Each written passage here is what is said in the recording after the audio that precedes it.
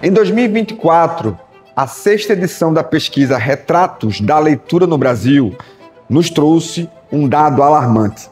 Hoje, 53% dos brasileiros não leem livros. Isso é muito preocupante. Nas últimas videoaulas aqui no portal da Olimpíada Brasileira de Direitos Humanos, nós visitamos alguns preconceitos e ideias falsas relacionadas aos direitos humanos e também relacionada à própria Declaração Universal dos Direitos Humanos, que tem a ver com o que a pesquisa revelou, Retratos da Leitura no Brasil. Há um desconhecimento quanto ao que diz a DUDH. Em uma leitura rápida dos 30 artigos, muitos dos preconceitos, muitas das ideias falsas cairiam por terra se o brasileiro lesse a Declaração Universal dos Direitos Humanos. Por isso, na videoaula de hoje, nós vamos visitar a DUDH, objetivando aqui, visando a popularização da Declaração Universal dos Direitos Humanos. Eu sou o professor Igor Sacha, coordenador da Olimpíada Brasileira de Direitos Humanos. Na videoaula de hoje, você vai conhecer mais sobre a DUDH.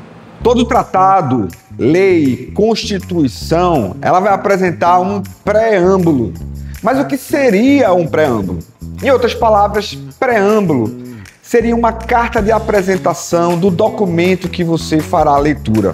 No preâmbulo, vamos encontrar os princípios e diretrizes que vão nortear todo o conteúdo do documento, para que o leitor ele tenha uma prévia daquilo que ele vai se deparar na sua leitura. Fazendo uma analogia aqui, seria como o prefácio de um livro, onde você se depara ali com uma ficção, com um romance, algum gênero literário, e ali o prefácio ele vai lhe dar as linhas gerais da trama, do que você vai encontrar naquele material.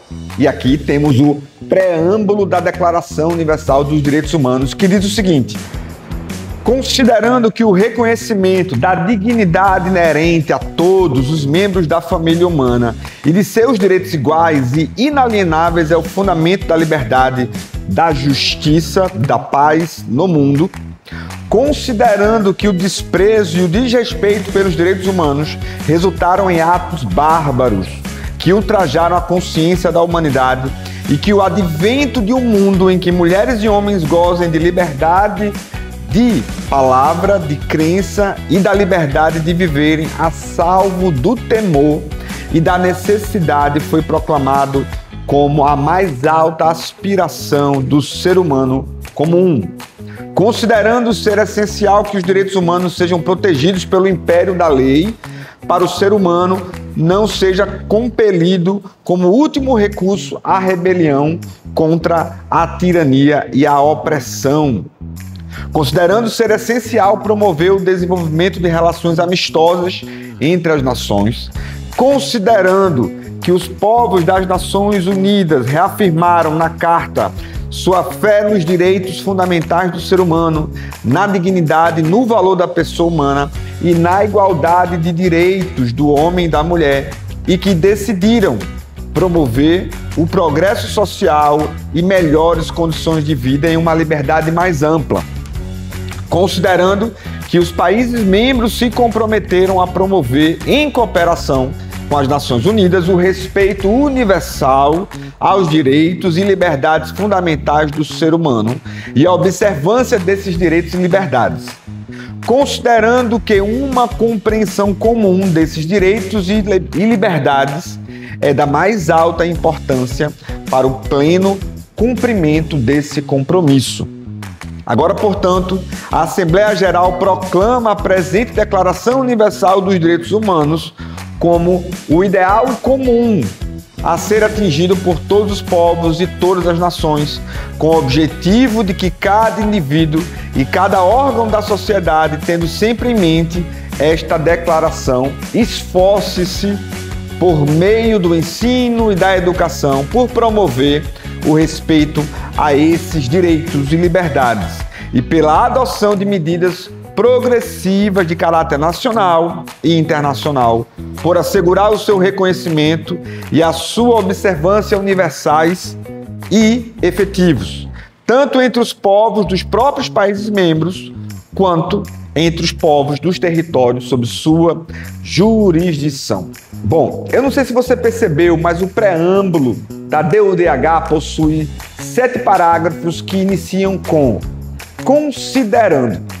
E eu quero visitar cada um deles, porque eles revelam o intuito, o objetivo e as bases que fundamentam esse texto civilizatório. O primeiro, considerando, diz o seguinte: considerando que o reconhecimento da dignidade inerente a todos os membros da família humana. É preciso destacar o contexto em que esse documento foi produzido.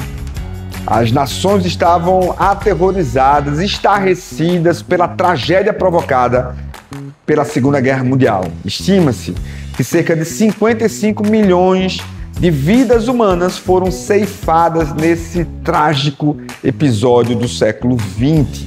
Portanto, falar de dignidade da pessoa humana em nosso contexto pode soar como uma obviedade, mas não é, e ainda hoje não é. O que o documento estabelece é um princípio universal em que as nações se comprometem ao respeito para com a pessoa humana e a garantia, a preservação e a manutenção da dignidade da pessoa humana.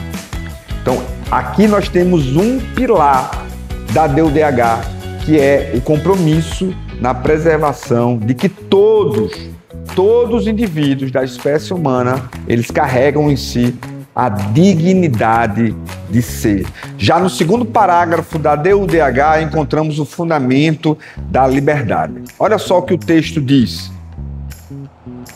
para que homens e mulheres gozem de liberdade de palavra, de crença e da liberdade de viverem a salvo do temor e da necessidade, foi proclamado como a mais alta aspiração do ser humano comum. Portanto, o objetivo da comissão que escreveu a declaração no segundo parágrafo era garantir, estabelecer que o ser humano na superfície da Terra teria esse princípio da liberdade garantido pelas nações signatárias. No terceiro parágrafo da DUDH, do preâmbulo da DUDH, encontramos a necessidade das nações contemplarem essa declaração em suas constituições, para que o direito humano ele fosse garantido e ele fosse contemplado pelo império da lei nas constituições dos países que assinaram e concordaram com essa carta de intenção. O quarto parágrafo é o mais curto, mas ele carrega um compromisso que é importantíssimo para uma cultura de paz.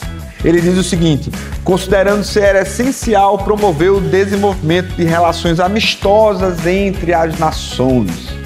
O quarto parágrafo faz uma convocação para que as nações lidem com seus problemas, lidem com as tensões de maneira pacífica, de maneira fraterna, não tendo como opção a guerra, não tendo como opção pegarem armas para resolver seus problemas. Já no quinto, sexto e sétimo considerando, do preâmbulo da DUDH, nós temos aqui uma preparação para a conclusão do texto.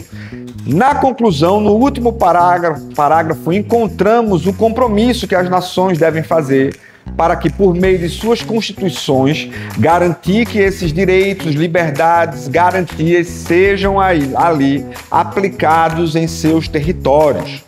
E os fundamentos estabelecidos no preâmbulo, que vão dar base ao corpo do texto do documento, sejam ali garantidos, como dignidade da pessoa humana, a liberdade estabelecida como fundamento e a igualdade, que é um princípio basilar do documento da Declaração Universal dos Direitos Humanos. Por fim, note que no preâmbulo nós não vamos ter nenhuma discussão de modelo econômico ideal, se é o capitalismo, se é o comunismo, se as nações devem estabelecer como pensamento único a esquerda ou a direita. Não há nada disso.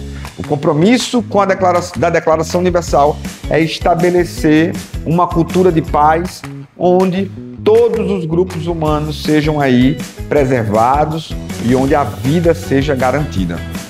Por fim, concluo com a leitura do trecho final do preâmbulo, que diz o seguinte: por meio do ensino e da educação, por promover o respeito a esses direitos e liberdades e pela adoção de medidas progressivas de caráter nacional e internacional, por assegurar o seu reconhecimento e a sua observância universais e efetivos, tanto entre os povos dos países membros, quanto entre os povos dos territórios sob sua jurisdição.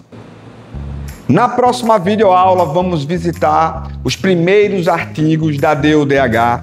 Não perca, nos encontramos na próxima aula.